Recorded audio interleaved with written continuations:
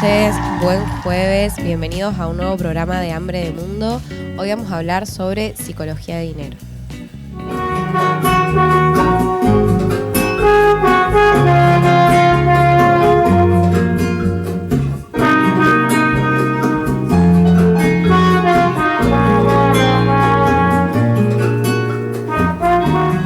Bueno, si vamos a hablar de psicología del dinero, lo primero que tenemos que pensar son en cómo nos determinan nuestros patrones familiares en nuestra relación con el dinero en nuestra adultez. Y hoy trajimos a un invitado muy especial y especialista en el tema, Ramiro Goncalves, que te voy a invitar a que te presentes y que nos cuentes qué es lo que haces. Bueno, gracias por la invitación, Nicole. Soy asesor financiero, hace 10 años que trabajo de esto. Fundé mi propia empresa, se llama RG Inversiones, estudié licenciatura en Economía y me di cuenta, por eso te traía este tema, porque me daba cuenta que a la hora de invertir o a la hora de ahorrar había que ir un paso previo, ¿no? Había que ir más atrás y plantear, ¿qué relación tengo con el dinero? Porque si no, cuesta mucho dar el segundo paso de empezar a proyectar, de pensar en mediano plazo, porque nunca das ese paso al ahorro por la concepción que vos tenés del dinero como algo malo. ¿Vos te das cuenta en tus clientes o a las personas que confían en vos en tu asesoría de que hay un trasfondo o una concepción familiar o de una construcción social que los termina limitando a la hora de poder invertir o ahorrar?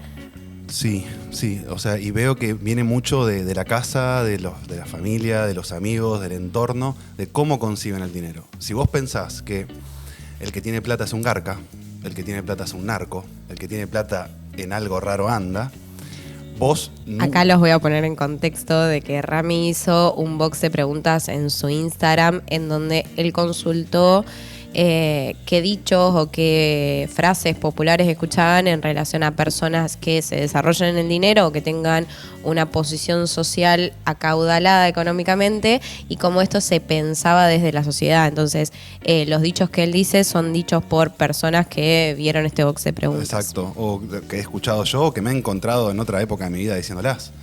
Y si vos pensás de esa manera, nunca vas a tener plata, porque si tenés plata sos un garca. Entonces, muchas personas se encuentran a veces con un muy buen ingreso o tal vez con algo fortuito como una donación o dinero que llega de manera inesperada y como llega ese dinero se va, porque si lo conservás y tenés plata, sos un garca. En algo raro seguramente andás. Entonces, muchas veces no depende la cantidad de dinero que uno gana, sino cómo lo ve el dinero, cómo ves el dinero. Hay personas que tal vez tienen un sueldo de comercio, un sueldo normal, y a la larga terminan teniendo ahorros e inversiones mucho más grandes que personas que tenían un muy buen sueldo, porque siempre se la estuvieron delirando, y la persona que tal vez tiene un sueldo promedio siempre tuvo la conducta del ahorro y la inversión, y a la larga obtiene resultados.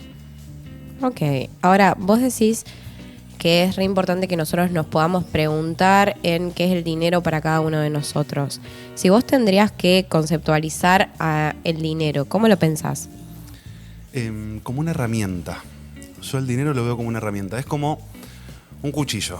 O sea, ¿un cuchillo es malo o es bueno? Es una herramienta. Sirve para cortar el pan o para cortarte una fruta, pero también puede apuñalar a alguien. Entonces, con el dinero pasa exactamente lo mismo. Es una herramienta que te permite hacer un montón de cosas buenas o un montón de cosas malas. Podés ayudar a los demás, crear tu propia empresa, estar más cómodo en la vida que tenés, o podés drogarte hasta una sobredosis, podés matar a alguien, podés hacer el mal sin límites. Ahora, si vos me preguntás a mí, que para mí el dinero, yo te digo que para mí responde a un patrón de energía. O sea, el dinero para mí responde a lo que uno se cree capaz de poder generar y justamente el fin de lo que uno hace para con ese dinero tiene que ver con cuánto creemos que ese dinero nos determina como personas, ¿no? En el punto en que una persona no sienta que hay una finalidad en ese dinero que está produciendo, puede ir para lugares autodestructivos hacia nuestra propia persona o hacia un otro, o poder llevarlo a lugares más de impacto social. Y esto me parece que es un lugar súper importante. Yo lo trabajo mucho en el consultorio desde la relación muy particular que cada persona tiene con el dinero, y esto muchas veces viene de mandatos sobre todo familiares, de la relación que una persona tuvo con su familia y cómo esa familia se relacionó con el dinero.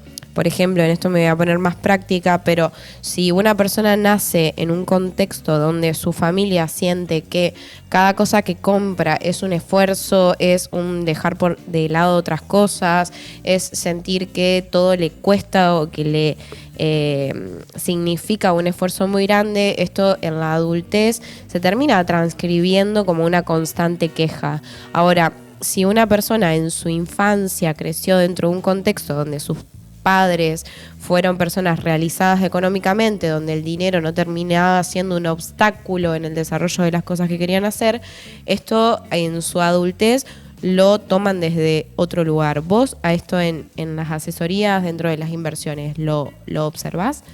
Quiero volver al principio de lo que dijiste del dinero como energía y no saber qué fin tiene el dinero a veces, para qué estoy haciendo ese dinero. Y veo que muchas personas ven el dinero como un fin en sí mismo, que es un grave error, porque como el dinero es un medio, es una herramienta, es energía, creo que todas son sinónimos, es algo que te va a permitir hacer otra cosa, no es un fin en sí mismo. Primero te vas a encontrar con un gran vacío, porque vas a hacer esa plata y la plata es un papel que está ahí, a veces un numerito en el teléfono, ni siquiera es un papel, y no te da nada, no tiene un fin en sí mismo. Vos haces algo con eso. Entonces, concebirlo como un fin en sí mismo, y veo personas diciendo, uy, ¿cómo me gustaría tener plata? ¿Cómo me gustaría ser millonario? ¿Para qué? Es que yo también me he encontrado con frases de una persona que su familia le brinda la prioridad o el privilegio de poder tener un piso económico, como que esa persona tiene su vida resuelta o que la felicidad está garantizada a partir de eso. Y la realidad es que no, o sea, yo me encuentro con un montón de discursos en el consultorio en donde personas que económicamente podrían estar resueltas o no tener ese conflicto para con su vida o esa duda constante en relación a voy a llegar a fin de mes o no, no ser personas que se sientan capaces de disfrutar, básicamente. Sí, también perdés la motivación, porque si vos tenés un viejo que tiene mucha guita y cuando salís de la facultad te consigue una casa, un auto y un trabajo, es como que ¿dónde está ese movimiento tuyo de ir por lo propio que te haga emprender, innovar, crear? Porque ya tenés todo resuelto, entonces a veces eso te achata un montón. De hecho, gente grosa que yo admiro mucho, que tiene mucha guita, y no está en la playa tomando una caipiriña, sigue haciendo, no lo hace por el dinero. Pero, claro, eso te iba a preguntar, si vos pensabas que eso tiene que ver con una necesidad de seguir generando dinero No. o pasa por, llamémosle, un hambre de mundo, un hambre de Sí, querer crecer, un hambre de seguir proponiendo superar sus propias limitaciones. ¿Qué algo tenés que hacer con tu vida? O sea, ¿qué vas a hacer si no trabajás porque ya tenés plata? Te va a terminar autodestruyendo, digamos. Entonces, algo tenés que hacer, tenés que focalizar tu energía en algo. Por eso, las personas que dicen quiero ser millonario, cómo me gustaría tener un montón de plata, es porque en realidad no le gusta lo que hacen en el día a día, no le gusta su rutina, no le gusta su trabajo, entonces dicen, si soy millonario no trabajo más. En realidad sí va a tener que seguir trabajando, va a tener que encontrar qué te gusta hacer y no hacerlo por dinero, porque el dinero ya lo tenés, pero algo vas a tener que hacer.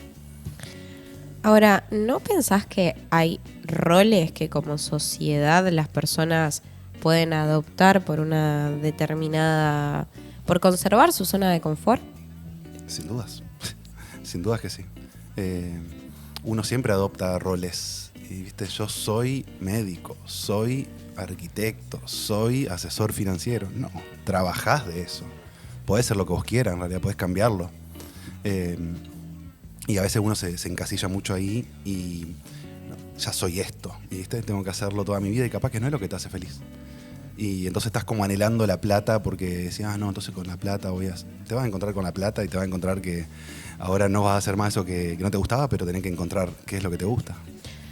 Ahora, y en esto es una hipótesis mía, pero que creo que también hay mucha parte de la construcción en base a cómo nosotros observamos a nuestros padres, cómo nosotros observamos no solo a nuestros padres, sino a nuestro seno más cercano, a nuestra ejemplificación más cercana sobre cómo un adulto se relaciona con el dinero, que nos determina un montón a nosotros como adultos en el cómo hacemos las cosas. Entonces, determinados mandatos sociales, como por ejemplo los que vos o mandatos sociales o familiares, como los que vos mencionabas en relación a una determinada profesión, en realidad no tiene que ver con el sentimiento de realización que pueda tener uno en relación a lo que haga. Y esto me parece una parte fundamental de poder pensar en justamente esto de la psicología del dinero, es que las personas que más logran su realización económica no tiene que ver con el fin mismo de generar más, sino básicamente con poder centrar su deseo en algo que los hace sentir realizados, y en base a eso la consecuencia o el resultado secundario de lo que hacen conlleva a que esto genere dinero. Ahora, no me quiero quedar en eso porque creo que este porcentaje social no es la mayoría, que la mayoría de las personas en Argentina no trabajan de lo que aman. Estaría buenísimo que eso sea una realidad, pero creo que el idílico. 80% en Estados Unidos de la gente, porque hay una encuesta que el 80% en Estados Unidos no trabaja de lo que le gusta. Bueno, por eso, a eso voy, porque me parece que si hay personas que hoy pueden estar escuchando este programa, no pasan por esas personas que están encontrando lo que aman hacer, sino aquellas que se encuentran un poco presos de su propio trabajo, de su propia rutina, y que están buscando justamente la manera de poder cambiar su realidad. Y en esto es como un poco salirnos de este lugar utópico que me encantaría que todos lo vivamos así, pero la realidad es que no pasa, de que si estamos insertos en un sistema que tiende a que nosotros tengamos dinero para poder satisfacer nuestras necesidades básicas, y una vez que satisfacemos nuestras necesidades básicas necesitamos ir sumando calidad de vida y confort y cosas que vayan sumando a eso, y cuando una persona no puede, la realidad es que se siente frustrado con su realidad, sobre todo con este de decir, bueno, me suena el despertador todos los días a tal hora y tengo un sistemático en mi vida. ¿A qué quiero ir con esto? Que yo creo que el fin de poder hacer este programa o este capítulo en particular tiene que ver con poder ver o visualizar cómo estos mandatos, o en lugar de ciertos condicionamientos, ciertos limitantes en la relación con nuestro dinero, en realidad nos hacen creer que el dinero es un fin, o que el dinero es un medio pero que tiene un techo. ¿Y a qué me refiero con esto? A pensar que si uno tiene un sueldo en el cual llega a cumplir sus gastos mensuales, esto te va a hacer sentir satisfecho. Y la realidad es que yo creo que eso no pasa. No creo. Hay personalidades, diferentes personalidades, hay gente que nunca va a estar satisfecha. Creo que siempre hay algo para consumir más, siempre hay algo más para gastar. No creo que llegue un momento así, no, yo con esto ya estoy en el nivel de consumo. Creo que uno, una vez que satisface sus necesidades básicas, después la curva decae un montón, digamos, y no te da tanta felicidad tener 20 autos y si antes tenías 18. O sea, no sea qué feliz que soy, tengo 2 autos más, pero alguien que no tiene auto, que pasa a tener un auto, va a ser mucho más feliz. Yo me quedo con lo que vos estás hablando de esa persona que la verdad que no está feliz con lo que hace y que se está levantando todos los días a trabajar en un laburo que no le gusta, que a mí me pasó, y la solución que yo le encontraba era ahorrar. Porque dije, yo empiezo a ahorrar, porque si yo no estaba ahorrando, toda la plata que llegaba se iba. Era una parte para el alquiler, otra parte para el súper, otra parte para la ropa, otra parte para los servicios, y no me quedaba nada para mí. O sea, que básicamente en base a tu ingreso vos tenías un egreso. Claro, no quedaba nada para mí, solo sobrevivía.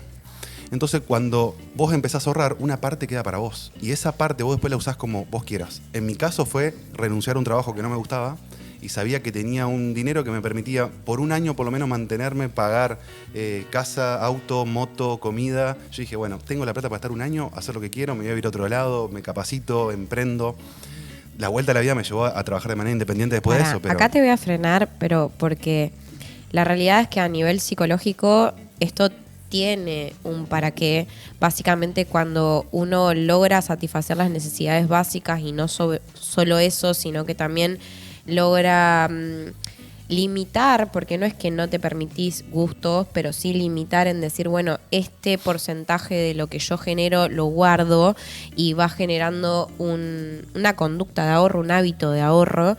Lo que genera esto a nivel psicológico es que uno vaya teniendo un respaldo de seguridad. Y en esto, la seguridad a nivel económico, el decir, bueno, si un mes no puedo generar lo mismo que otro mes, o el día de mañana elijo renunciar a mi trabajo que no me hace feliz, tengo un respaldo que lo que hace es que uno no entre en alerta, que uno no entre en el plano de la ansiedad, que uno no entre a pensar de una manera caótica en que no va a poder llevar a cabo eso. Entonces, la realidad de esto que vos estás diciendo a nivel psicológico es que esto nos brinda un lugar de seguridad económica, y la seguridad económica tiene que ver muchísimo con nuestra salud mental, porque esto nos brinda el decir, bueno, ok, hoy elijo tomar un riesgo, un cambio, un decir, bueno, llega hasta acá este trabajo que no me hacía feliz, pero en base a mis ahorros puedo poner mi cabeza en otro lado, y eso abre un montón la posibilidad de que uno pueda ser creativo, pueda pensar en qué es lo que a uno le gusta, qué es lo que uno ama, en qué lugares uno puede asociar el lugar de la realización personal. Y yo hago mucho hincapié en esto porque creo que la realización personal de cada persona ni siquiera es que pasa por una función o por un rol. Todas las personas tenemos como un multiverso, como una multiplicidad de cosas que nos gustan hacer, y la realidad es que podemos generar dinero con todas esas cosas que nos gustan. Es más, me ha pasado de tener conversaciones con pacientes muy apasionados, por ejemplo, por el fútbol, y decir, bueno, pero si es algo que vos realmente lo estás pensando como un análisis, no hay nada que te detenga a que vos pienses en una manera de poder generar dinero anexo. No es el a priori, pero sí si es tu gusto y vos le estás destinando un montón de tiempo, hay algo de eso que se puede sistematizar. Para mí, ese lugar a la creatividad y al uno poder dar lugar a su deseo en el nivel de producción de dinero tiene que ver con el piso de seguridad, sí, que es lo que vos estabas mencionando en base al ahorro. Y aparte de lo que hablas de la ansiedad, de 7 de cada 10 familias en Argentina están endeudadas. Entonces, tu nivel de ansiedad, no solamente por no tener ahorros, sino porque estás endeudado, hace que no solamente que no te vas a plantear nunca dejar de laburar en ese trabajo que no te gusta porque no podés, sino que te estás evadiendo durante toda la semana esperando que llegue el viernes, y el fin de semana te evadís lo máximo que podés, se pasa muy rápido porque son 2 días y estás de vuelta en ese círculo vicioso, ¿no? de ansiedad, y no hay salida. Si cada vez estás más endeudado, cada vez estás peor. Entonces yo encuentro en el ahorro como una herramienta de decir, che, tenés esto es tuyo. Ahora, Rami, vos estás dando por piso básico de que para que una persona pueda crecer tiene que tener el hábito del ahorro. Ahora, la realidad, y que yo lo trabajo muchísimo en consultorio, es que hay muchas personas que ni siquiera tienen una organización en relación a sus gastos, y esto es como, digamos, es como el ABC de la economía de cada persona, y que me parece que justamente también tiene que ver con la ansiedad, tiene que ver con el lugar de la seguridad, tiene que ver con el lugar del potencial o con poder pensar en un crecimiento paulatino, porque realmente yo el lugar de la organización de los gastos, o poder pensar en, bueno, qué gastos son sumamente necesarios y qué gastos uno piensa que son necesarios, pero la realidad es que no nos cambian nuestra estabilidad emocional o no nos cambian el cómo nos sentimos con respecto a otros. Entonces yo creo que un pie muy fundamental antes de pensar al ahorro tiene que ver con este lugar de organizarnos. Y organizarnos no solo implica organizarnos a nivel dinero, sino también a nivel energía, a nivel descanso, a nivel de a qué le damos prioridad, a nivel de si realmente todo el mundo del consumismo, del tener nuevos objetos, del el estar a la moda en un montón de cosas, realmente generan un lugar de satisfacción y de realización personal, o si eso termina también siendo un valor agregado en base al dinero. Respecto sobre el dinero de todo lo que dijiste, yo recomiendo que controlen sus gastos por lo menos 3 meses, si nunca lo hiciste, hacerlo 3 meses. Hay una aplicación en Android que se llama Monify. Hay un montón de aplicaciones, yo uso esa y la recomiendo porque es muy intuitiva. Y vos podés ir armando categorías, entonces decís, che, salidas con amigos va acá, alquiler va acá, comida va acá, vicios lo ponemos separado, alcohol, tabaco, drogas, lo que sea, juego, casino, no sé. Y cuando llega el mes y vos ves realmente lo que gastaste en determinadas cosas que a veces no tomás conciencia porque lo haces de manera inconsciente, está desenchufado, y decís, che, gasté 200 lucas en salir a comer y a tomar birra. Y ahí como que empezás a tomar conciencia y decís, che, mirá lo que se me está yendo acá, estoy gastando más de un palo por año en esto, que podría ahorrarlo y eso me permitiría emprender o dejar mi trabajo. Entonces tomar esa conciencia que no es fácil, porque tenés que tener ganas, digamos, realmente de asumir esa realidad, ¿viste? De verla. Es que a mí eso me parece que pasa con todo, o sea, Sí, obvio. No solo con nuestra relación con el dinero, o sea, Obvio. en cada patrón que nosotros tenemos en nuestra vida es como un poco, bueno, yo sé que esto lo tengo, pero quiero pensar en esto. Ahora, yendo específicamente a lo que estamos tratando hoy, yo creo que también se trata de poder decir uno, bueno, ¿cuánto dinero dispongo por mes? ¿A dónde lo llevo? ¿En qué lo gasto? Poder hacer un poco consciente de esto, de qué cosas son necesarias para nuestro bienestar y qué cosas son anexas, qué cosas realmente necesitamos para desenvolvernos, para sentirnos cómodos, para no pasar frío, para no pasar hambre, para no pasar algún momento de, no sé cómo decirlo, como de falta. Ahora, si uno logra satisfacer esas necesidades básicas, y a veces ni siquiera básicas, sino también de calidad de vida, hay un punto donde la persona no se siente bien. Y esto, otra cosa que trabajo un montón en el consultorio, tiene que ver con personas que laboralmente o económicamente se sienten como, bueno, listo, ya está, esto lo alcancé, esto me va bien, esto lo puedo, pero no disfruto de nada. Este lugar lo escucho un montón. Creo que, no sé, un 80% de mis pacientes están en esa posición de hola, empiezo terapia porque no siento placer. Y este lugar yo creo que termina siendo como el contrapeso al decir, bueno, necesitamos sentirnos económicamente con capacidad de resolución, y que eso nos lleva a sacarle el peso a las cosas simples, sacarle el peso a las cosas que nos hacen sentir humanos, que nos hacen sentir queridos, que nos hacen sentir reconocidos, que nos hacen sentir también que nuestros propios logros están acompañados de un grupo social o de una persona determinada que lo disfruta con uno. Porque también es este lugar de decir, bueno, ¿cuándo para la máquina? Si nos va bien, ¿cuándo es el límite? Cuando uno dice, bueno, ya está, logré mi meta y me puedo disponer a disfrutar. Porque la realidad es que, y yo de verdad, o sea, yo no soy asesora financiera, pero sí lo escucho un montón en el consultorio, es este hecho de decir, bueno, puedo satisfacer todas mis necesidades, ahora no soy feliz. Y le pasa mucho también a la gente que deja de trabajar porque se jubila, que se encuentra de golpe con todo ese tiempo libre y dice, che, ¿y ahora?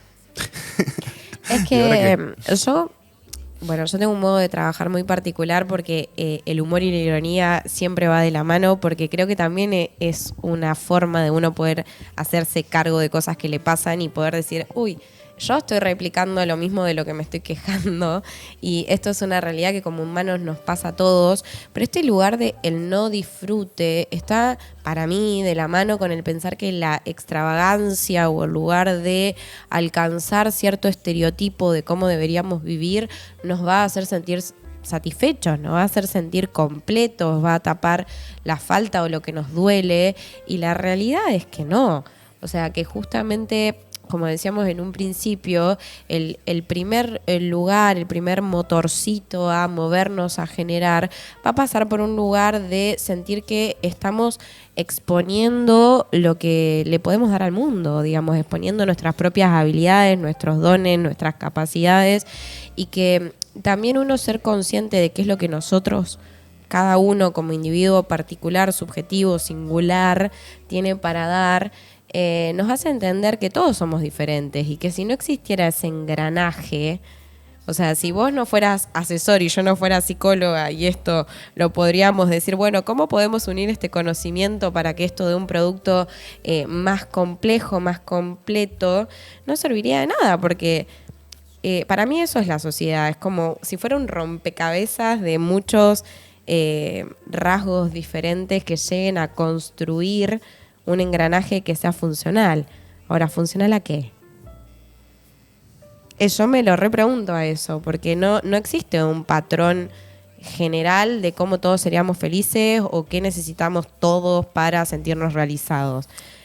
A eso le sumo el problema de las redes sociales, donde estás continuamente viendo las vidas de otros y te están mostrando una pequeña parte de su vida, entonces la vida del otro siempre es más interesante.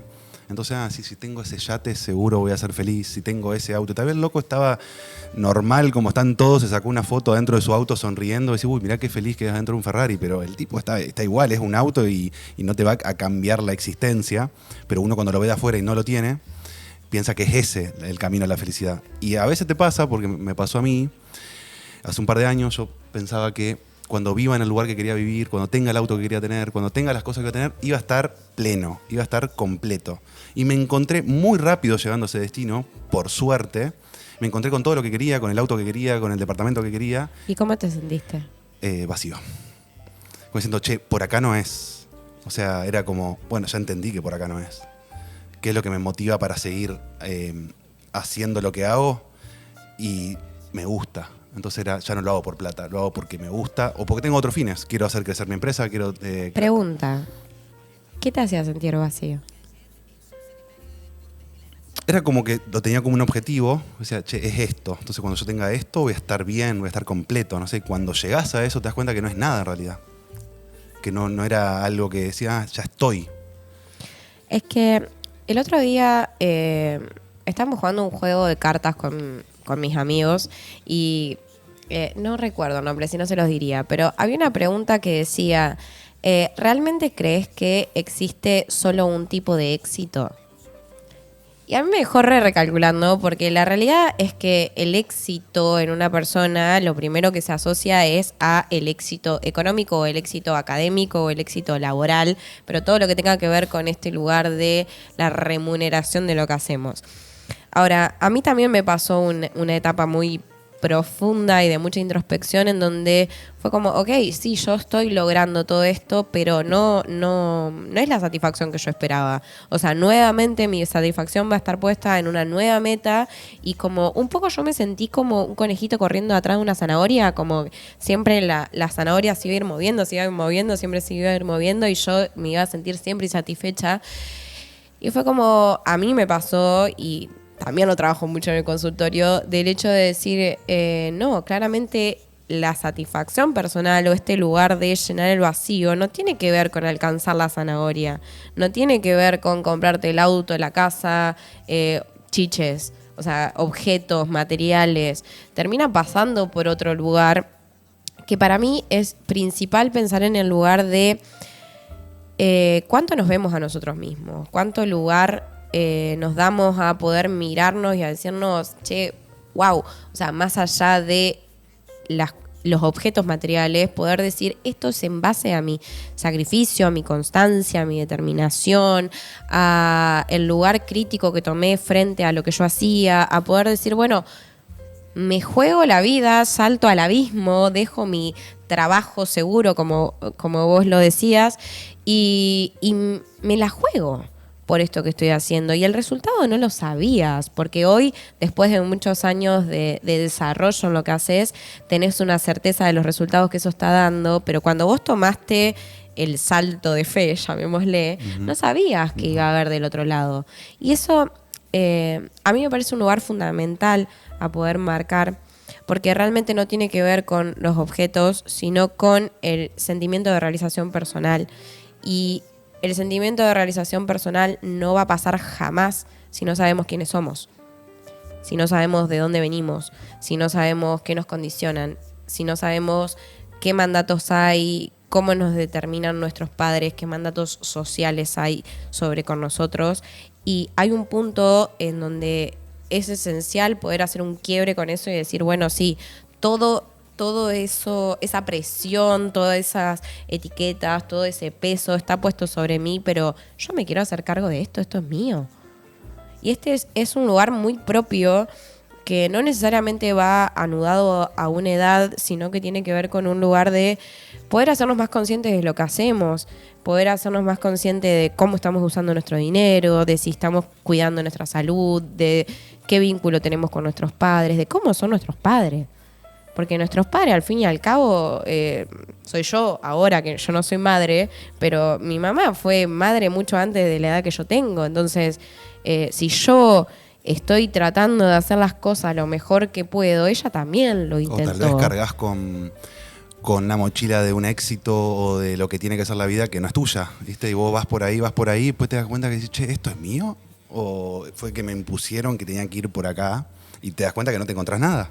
También le pasó a muchos deportistas de elite, que era salir campeón del mundo, era para ellos todo, y cuando llegaron a eso se dieron cuenta que no había nada. Que era una copa que estaba vacía, que después llegaban a la casa y estaban solos, y que no era lo más importante. Como Mike Tyson, digamos, que habla mucho de eso, que él dice, esto tiene las medallas y todo eso, esto es basura, dice, lo más importante para mí son mis hijos, mi familia. Y en su momento le dio mucha importancia a algo que en realidad no era nada. Es que a mí me parece algo fundamental de poder comunicar de este capítulo o de este episodio, que tiene que ver con realmente el dinero nos define, o termina siendo la inconsciencia de pensar en que el obtener logros materiales nos van a hacer sentir mejor. Porque en esto, si hay algo que yo quiero transmitir, es que obvio que uno se puede proponer metas y objetivos y superarse y tener herramientas, y que eso está buenísimo porque nos ayuda básicamente a que tengamos un sentido de vida, pero no es el fin último. El principio. Es el principio. Porque después te va a cuestionar todo lo otro. Pero es el principio también de sentirnos capaces de. Y que en esto me parece como el principio de poder adoptar un rol adulto que no implique la validación desde lo externo, o sea, desde la mirada de nuestros padres o de nuestros pares o de la sociedad misma, sino que el parámetro termine volviendo a lo que a uno le hace sentir que está llevando como esta voz interna de lo que nos gusta y pudiendo hacerlo, porque yo en lo particular soy súper feliz de lo que hago, lo disfruto un montón, obviamente que me canso, obviamente que soy un ser humano y me pasan cosas, pero cuando yo pienso en lo que yo estoy haciendo, soy yo, o sea, es mi personalidad hecha profesión, y yo eso lo agradezco un montón. Y esto creo que nunca en la vida lo conté, pero yo en el momento de tener que elegir una carrera, iba a elegir diseño de moda. Sí, me encanta igual la moda, pero tuve mucha visión externa y mucho de cómo me veían los demás, de, che, vos tenés un don para escuchar. Vos escuchás y das consejos que hacen repensar al otro. Y yo decía, bueno, pero eso no es ser psicólogo. O sea, claramente sí, soy empática. Pero cuando de eso pude tomar herramientas, y cuando de eso pude empezar a trabajar de lo que estoy haciendo, y cuando de eso pude empezar a comunicar, yo me siento plena, y va mucho más allá del dinero. Mucho más allá, no tiene que ver con este lugar. Y entiendo que esto tiene que ver con con algo que tiene que ver conmigo, así como con vos, poder ayudar a personas a que se organicen, a que entiendan de finanzas, a que puedan, garantizar una adultez mayor en buenas condiciones, que no queden atados a que su jubilación sea su parámetro, sino también a pensar y anticipar cosas que como Argentina nos condicionan. Por eso yo lo plantearía siempre al revés, no ir corriendo atrás del dinero como una zanahoria, que decís vos, como el burro con la zanahoria, porque nunca lo vas a agarrar, nunca lo vas a encontrar, sino empezar a desarrollarte vos mismo con lo que vos querés hacer, con lo que a vos te gusta, y se va a manifestar en dinero. Porque lo vas a hacer con tanta pasión que no te va a molestar estar a las 9:30 de la noche, un jueves, haciendo esto, porque lo querés hacer realmente. Entonces estás con gusto haciéndolo un sábado a las 11 de la noche, y eso te lleva a más, a más, a más. En cambio, cuando haces lo que no te gusta, lo haces con desgano, haces lo mínimo para cobrar tu sueldo e irte. Entonces, de esa manera, estás como siempre en escasez. Sí, en eso adhiero totalmente. Ahora, nos vamos a ir a una pequeña pausa que va a tener un bonus track muy grande, porque les vamos a dejar un video que por lo menos a nosotros dos nos hizo repensar un montón. No tiene palabras, no dice nada, pero las imágenes dicen muchísimo. Muy bueno, sí. Así que bueno, los invito a verlos. Es un video de 12 minutos y ya volvemos. Los invito a que nos sigan en @FamaTVOK y se suscriban si quieren hacer preguntas, si tienen dudas, y que nos puedan seguir en @RamiroGoncalves. y en @niki con 2k.lic. Así que nos vemos en breve.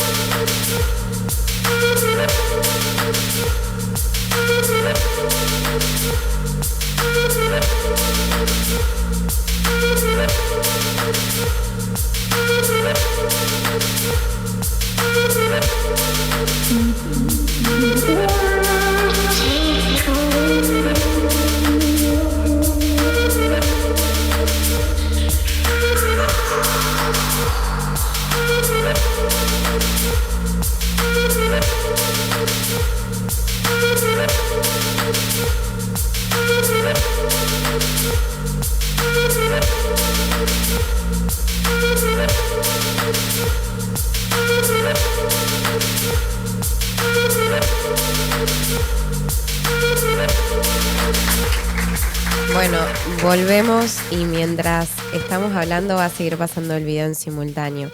La realidad es que es un video que nos impacta mucho a los dos, que desde las imágenes se dicen más de 1000 palabras, yo creo, y que la conclusión que cada uno de ustedes puede tomar tiene que ver con que se tomen el tiempo de mirar el video y llegar a lo que a cada uno lo movilice, pero por lo menos en lo que a nosotros nos resuena mucho, sobre todo tiene que ver con este cubito en la cabeza, llamémosle caja boba, llamémosle televisión, llamémosle redes sociales, llamémosle familia, llamémosle grupos de amistades o de vínculos cercanos. Siempre es complicado pensar fuera de la caja.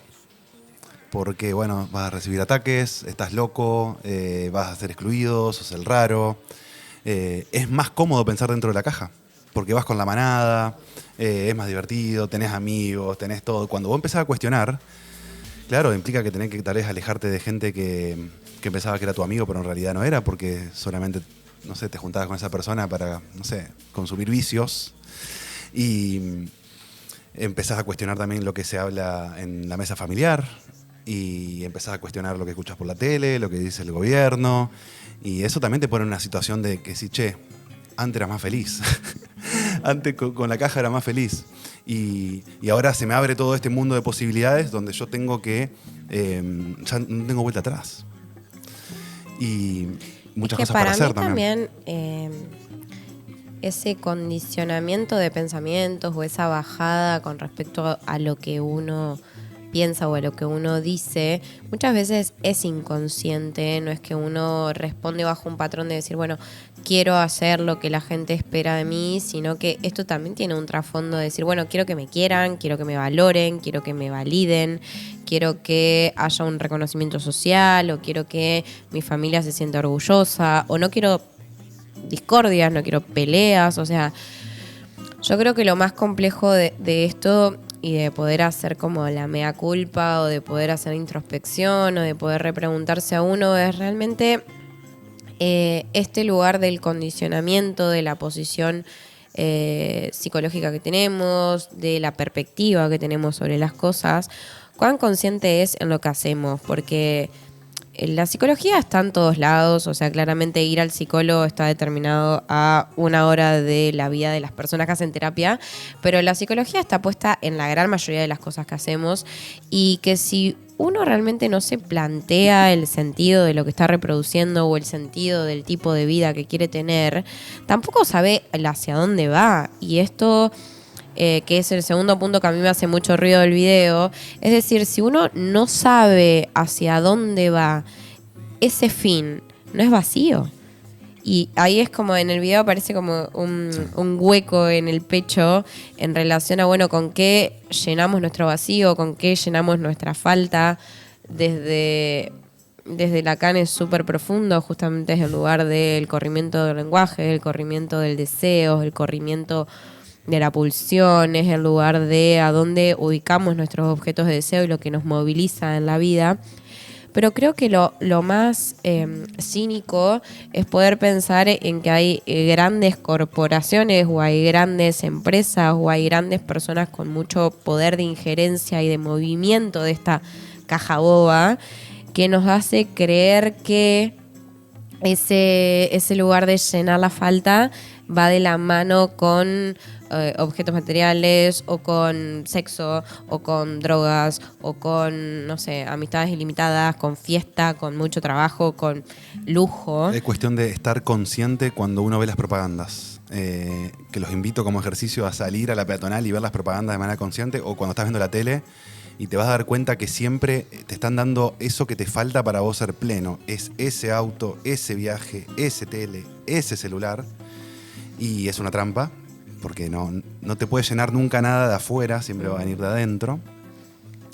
Y también te mete en un círculo... Que acabas de decir algo súper clave. O sea, yo creo que el gran error que muchos cometemos, y que yo también he cometido, o sea, no soy... Obviamente que yo también. un ser impoluto, pero es de creer que ese vacío se llena en lo externo. O sea, que ese vacío está puesto en el afuera, va a aparecer una persona, un objeto, un lugar, un trabajo, una determinada cosa que me va a hacer sentir más completo. Y la realidad es que esa búsqueda termina siendo introspectiva. Sí. O sea, termina siendo de uno con uno, y de uno en el lugar de decir, bueno, ¿ok? ¿Qué me está haciendo sentir vacío? Y que eso es súper subjetivo porque no es igual para todos. Estoy segura que mi vacío es distinto al tuyo y es distinto al de la mayoría de oyentes. Y es justamente este lugar de la autocrítica que de hecho Santiago Bilinkins, que es una persona muy reconocida, que ha trabajado en Silicon Valley, que ha estado inserto en lo que es la psicología persuasiva, que ha estudiado un montón sobre estos mecanismos en base a cómo se genera consumo y sobre todo al lugar de cómo los algoritmos se van determinando en base a lo que nosotros vamos consumiendo, sobre todo nuestra interacción con las redes sociales. Eso te quería decir antes que me olvide, que hablaba de las corporaciones y del poder, que lo que nos están escuchando, si no vieron el documental del dilema de las redes sociales que está en Netflix, se lo súper recomiendo, porque ahí los creadores de los algoritmos cuentan cómo los crearon, que se hicieron adictos ellos y su familia y empezaron a cuestionar todo esto. Y si les gusta leer, yo les recomiendo Sobrevivir al presente, que es de Santiago Bilinkins, que es de una lectura re comprendible, pero súper profunda a su vez. Entonces, me parece que está buenísimo porque la finalidad de ese libro, y no se los voy a spoilear, o sea, tiene que ver con este lugar del uso consciente. O sea, la tecnología en sí misma es una herramienta hiper útil que nos hace estar conectados, que nos hace traspasar un montón de barreras, pero que también en la inconsciencia del uso genera un montón de malestares sociales, que justamente parte de esto, de esta búsqueda constante e incesante de llenar el vacío, que en realidad un poco se trata de entender que todos lo tenemos, que por momentos lo vamos a comprender y por momentos lo vamos a sentir mucho más a flor de piel, y que esto es parte de todos como humanos. Sí, uno siente que el vacío se llena con dopamina. Entonces cuando vos compras O algo... con serotonina. Claro. Entonces cuando vos compras algo, te genera ese impulso, pero ese es en el momento de la compra. Cuando estás en las redes sociales, está hecha específicamente para liberar placer en el cerebro, con un corazoncito, con un me gusta, con un like, No, con una paren, yo notificación. acá me voy a detener porque creo que Rami da muy por sentado que todo el mundo sepa qué es la dopamina. Bien. No necesariamente. La dopamina es un neurotransmisor que está en nuestro cerebro, o una hormona que está en nuestro cerebro, que básicamente a lo que responde es a nuestro sistema de recompensa frente a las cosas que hacemos, que compramos, que usamos, que consumimos. Entonces, en lo que él dice, y que es básicamente el principio de todo lo que son las redes sociales y el consumo, tiene que ver con que nosotros produzcamos dopamina en un corto plazo. Es decir, bueno, yo quiero, no sé, una determinada remera o un chocolate o un alfajor, entonces voy al kiosco y lo compro. O entro a Mercado Libre, busco X cosa y en 2 días me llega a mi casa. Este lugar es como un lugar utópico, quizás en un pasado, hoy muy real, de decir, bueno, lo que yo quiero, si tengo el dinero, lo puedo conseguir en un corto plazo. Muy corto. Muy corto. Es un segundo con el teléfono. Es instantáneo, o sea, un clic. Sí. Entonces, en esto lo que nosotros vamos inscribiendo es que el lugar de producir dopamina sea un lugar constante. Que esto no pasa en las interacciones vinculares, en las interacciones sociales, porque son lugares de recompensa y de producción de dopamina, pero no en un clic. Claro. Básicamente, Claro. excepto que sea en un like, en un comentario, Sí. en una publicación, en una reacción instantánea. Pero si no, en el 1 a 1, en la conexión presencial, no se da en ese tiempo. Y esto me parece que es algo también súper importante. Eso genera un fastidio porque vos estás acostumbrado a recibir una recompensa en el cerebro de una manera y después la vida real es completamente distinta. Pero y que de hecho te es genera un malestar. Nosotros estamos hablando y la audiencia de este programa está destinada a la adultez, pero la realidad es que es un problema súper que atraviesa y súper importante en lo que son los niños de hoy. Tal cual. Porque nosotros no crecimos, o por lo menos yo no crecí con ese estímulo constante del celular o de la tablet o de la computadora, no me pasó, y fue algo que me encontré mucho más adulta, en donde mi sentido de recompensa ya estaba desde otro lugar. Es más, de decir, no sé, mi mamá estaba trabajando y yo estaba sola en mi casa con mi mamá ahí, pero tenía que inventarme algo para jugar. No existía una tablet que me dé un estímulo constante de yo estar re entretenida. No sé, jugaba con una sábana, ponía un par de sillas, armaba un mundo. Aparte, claro, las redes sociales y la tecnología te mata un poco la creatividad porque ya está todo hecho y vos lo estás consumiendo. En cambio, Sí. si no tenés eso y sos chiquito y te vas a poner a jugar, a armar una casita con almohadones y... Es que en esto yo realmente creo que si yo tengo que dar un consejo, padres, muy general, es déjenlo a los chicos que se aburran. No les están haciendo un mal. Para los adultos también. Para los adultos, bueno, sí, para los adultos también, pero con los niños, o sea, no le teman al aburrimiento, no le están haciendo un mal por dejar que se aburran, les están abriendo lugar a que abran su creatividad, su imaginación, a que activen lugares cerebrales que no se activan si nosotros nunca tenemos ese espacio. Como adultos también. Como adultos pasa mucho, estás en la sala de espera, estás en la cola del súper y agarras el teléfono. Y son 5 minutos, 3 minutos y ese vacío vuelve, ¿no? Uh-huh. Entonces como que ahí te encontrás de vuelta con vos mismo y decís, no, dame el teléfono, que me vado, que leo algo, que pongo un like, que recibo un like. Contrario a lo que hay en el chat, sí, ese vacío tiene que ver con el existencialismo. Es que, a ver, y en esto vos podés tener un pensamiento diferente al mío, pero te escucho. Yo soy una persona que cree mucho en el crear sentido de vida. Y en esto creo que el sentido de vida no está dado, porque si todos nos resumimos al pensar el para qué de las cosas, terminamos en un punto bastante nihilista. Cuando hablo de nihilismo hablo básicamente de Nietzsche y de este pensamiento hacia que el todo se reduce a la nada y que el todo justamente está vacío de significación.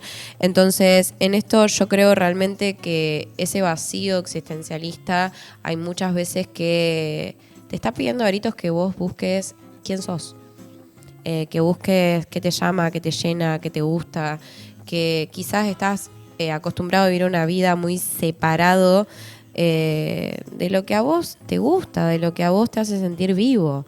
Y por lo menos desde ese pensamiento que desde ahí yo lo pienso, yo lo vivo y yo lo trabajo, tiene que ver con esto. Si se sienten en esos momentos críticos de la vida de sentir que nada tiene sentido, básicamente se están dando cuenta que la estructura en la que están viviendo carece de sentido. Sí, bueno, y que no nos podemos quedar ahí, digamos, podemos crear más sentido. Sí, es por tener, o sea, tenemos la capacidad de razonar y por eso no somos animales y somos superiores, pero eso atrae este tipo de interrogantes, ¿no? Porque vos ves a tu perro y tu perro está ahí y él es feliz estando ahí. Y no necesita más nada, no necesita redes sociales, no necesita absolutamente nada. Está ahí y está bien. Mimos. Y nosotros, sí. Atención, sí. Comida. Sí, pero es un rato y después el perro te puede estar ahí toda la tarde solo. Sí. O el gato más. Entonces, todos esos interrogantes que nosotros tenemos, tratamos de evadirlo y de canalizarlo en algo, ¿viste? Mucha gente es trabajando. Yo soy una. Trabajo. Claro, entonces cuando no estás trabajando, te encontrás con todas esas preguntas, o cuando te jubilás, ¿viste? Sí, che, no tengo que trabajar más, ya tengo todo resuelto. Bueno, ¿qué problema? Voy a poner un ejemplo acá. No voy a dar nombres, pero me pasó de trabajar con un paciente en consultorio, de que después de 4 años de un montón de esfuerzo, de trabajar 14 horas por día en base a poder tener su ahorro y poder invertir y tener su propia empresa, microempresa, cuando lo logra se empezó a sentir peor. Y cuando se empezó a dar cuenta de que quizás se podía tomar vacaciones, se sentía peor. Y era como, no puede ser, o sea, toda la vida trabajé para esto, cuando lo logro, cuando está este sueño haciéndose realidad, cada vez más presión y más adrenalina y más temor, como que de cierta forma el estar inserto en este mundo como de productividad sin mucho pensamiento, lo hacía mantenerse en un lugar seguro, pero cuando tomó sus propios riesgos, cuando invirtió su plata en sí mismo, cuando esto le dio resultados, no podía frenar. Claro. Es como si... te sentís mal no siendo productivo, que me pasa. Y escucho voces de mis familiares diciéndome, Ramiro, te tomaste la tarde, no estás trabajando, tenés que trabajar, ¿cuándo vas a trabajar? Y cuando te lo estás tomando a esa tarde o a ese día o a esas vacaciones después de haber logrado y merecértelas, pero así todo a veces la cabeza no te deja. Es que yo creo que el gran aprendizaje en esto, bueno, punto número 1 es poder mirarnos en el espejo. Punto número 2, poder decir, bueno, ¿qué quiero hacer con mi vida? ¿Cuál es mi fin? Mi fin, no el de él, no el de Reni, no el de nadie, sino el mío. ¿Qué es lo que a mí me hace feliz? Y después, yo creo que no hay mucho más allá. Después es poder decir, bueno, uno se mantiene dentro del deseo, se mantiene dentro de crecer, y el aprendizaje final es que si uno realmente está haciendo lo que quiere y que eso le da una retribución económica, el fin último y lo irrecuperable en esta vida es el tiempo. Entonces, que yo creo hoy realmente que el privilegio máximo de la sociedad es poder tener tiempo para vivir.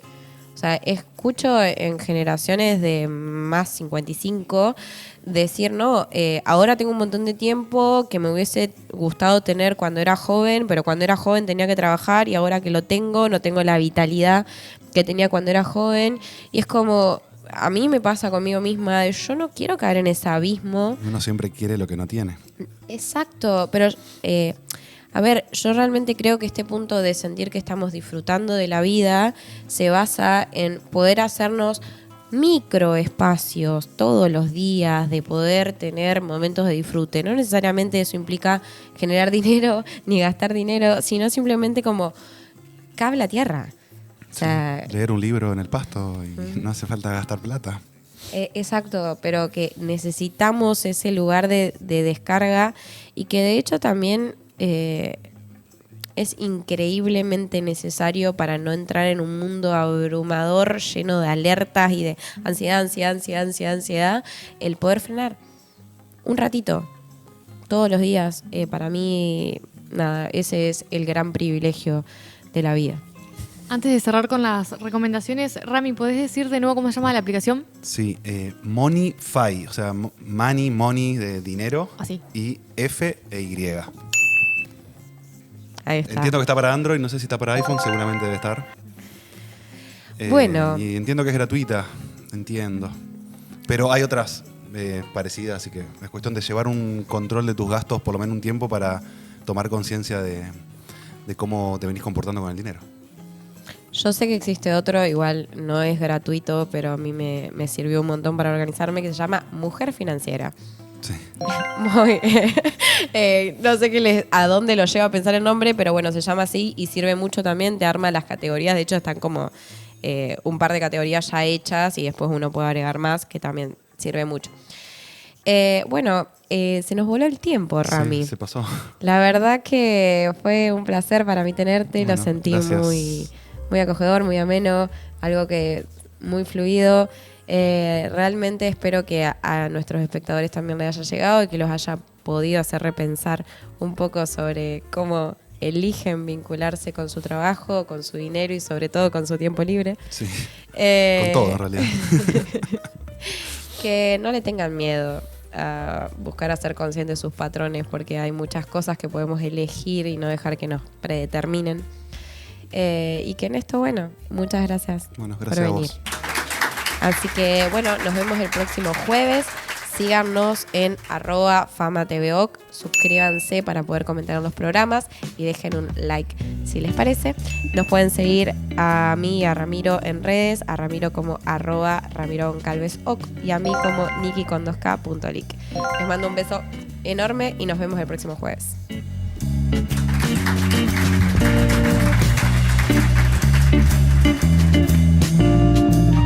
Queridos espectadores, gracias por acompañarnos. Esto ha sido un día más en Fama TV. Los esperamos mañana. Para más contenido búsquennos en famatv.com.ar. Fama TV, comunicación alternativa.